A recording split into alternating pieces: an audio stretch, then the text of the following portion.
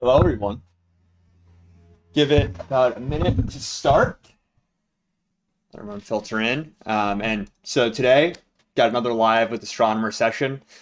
We will be going over the Cloud IDE, which is basically Astronomer's kind of Jupyter Notebooks style tool for developing DAGs when you don't actually need to write any DAG code. So essentially what this Cloud IDE allows you to do is build DAGs as you would build them in a notebook by just creating cells. And so it started out with just adding Python and SQL cells and then turning those Python and SQL cells into actually write that boilerplate code of the actual cell.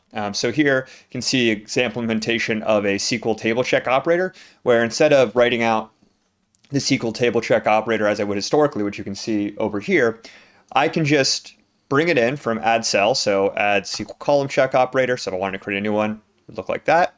Just delete this so it doesn't clog up the view. And then I can just fill out the relevant fields. So I can say, hey, this is the table I want to execute this SQL statement in. Here's this SQL statement I actually want to execute, partition clause, and then my connection ID. So I'm actually running the SQL check within Snowflake. So really useful for just getting started writing a DAG and not having to write all of that boilerplate code that you historically would. So that's one advantage. The other advantage is if you're newer to Airflow, you don't really have to know how to write the structure of an Airflow DAG. You just fill out the different tasks you want to do. You could then set upstream and downstream dependencies just from a graphical user interface, and you'll see them reflected within this graph view here. And then you can set a schedule instead of writing it actually within the schedule code of the DAG, just write it here.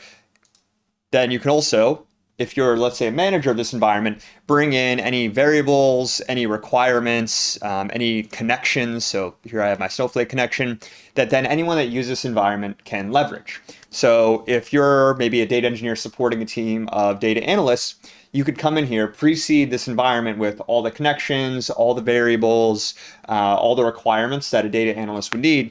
And then the data analyst doesn't actually need to do any of that, hard coding data engineering work. They can just, hey, I want to create this visualization leveraging this Snowflake connection. And so now they don't have to come to you to say, hey, can you pull this data out of Snowflake for me? Can you clean it? And then let me analyze it. Now they can do that themselves by just leveraging their existing Python or SQL skills.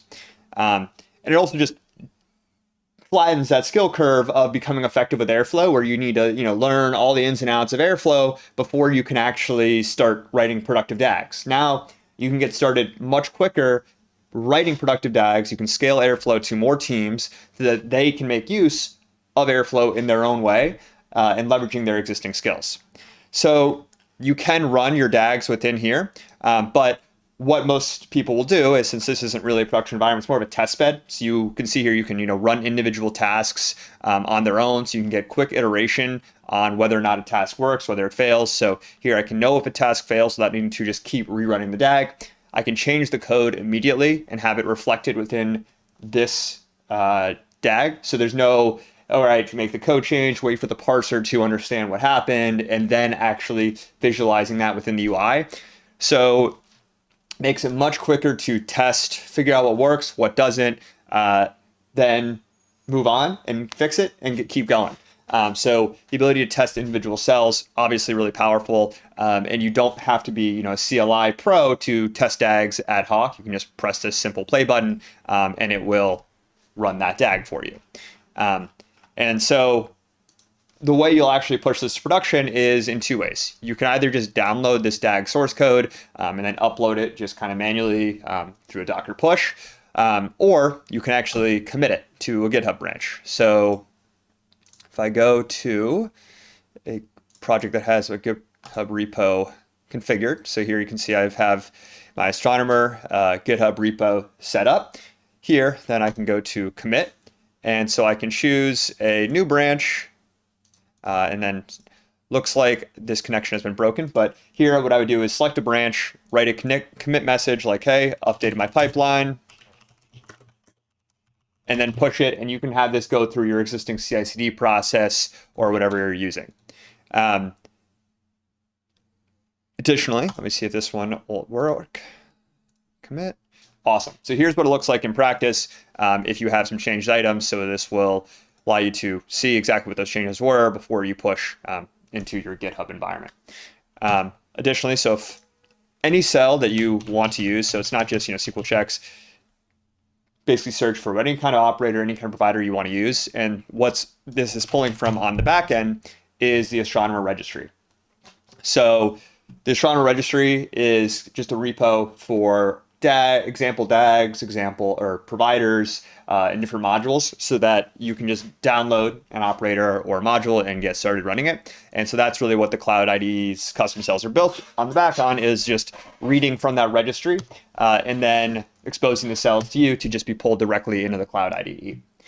Now, let's say maybe you'll have some custom cells, you have some custom operators that aren't on the Astronomer registry.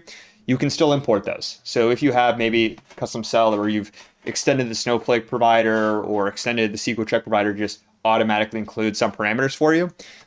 As long as that provider is hosted on GitHub, what you can do is import it from airflowoperators.bash or whatever you're hosting it on GitHub, and then you just define what its fields are so that we can create that kind of field GUI for interacting with it. So this is just saying, hey, these are the strings or keys that I need to actually fill for this cell to work. So really powerful feature.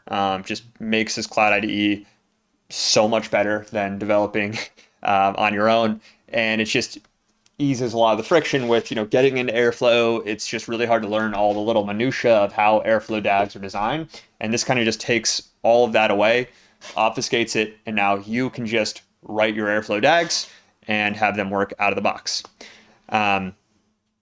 So that is all I had to show you today.